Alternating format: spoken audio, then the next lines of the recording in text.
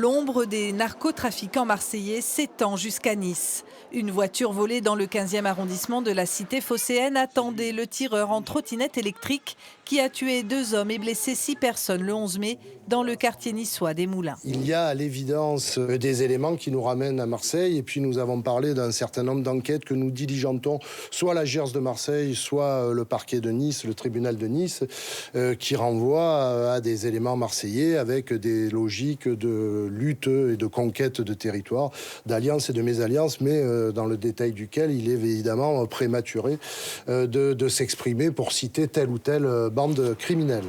Un carnage en plein après-midi commis au pistolet mitrailleur devant une épicerie sur une place très fréquentée. Les dizaines de balles de calibre 7,62 ont atteint des victimes qui n'avaient pas d'antécédents en lien avec le trafic de stupéfiants.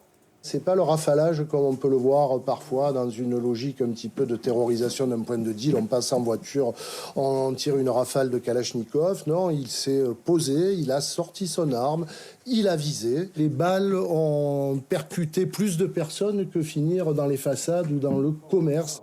La rapidité des enquêteurs de la PJ de Nice et Marseille a permis d'éviter vraisemblablement un nouveau drame.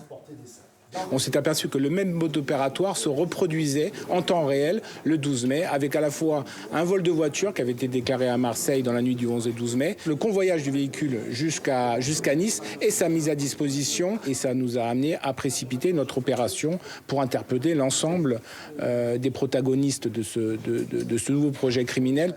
Un Marseillais de 19 ans figure parmi les 3 suspects mis en examen pour meurtre en bande organisée et placé en détention provisoire.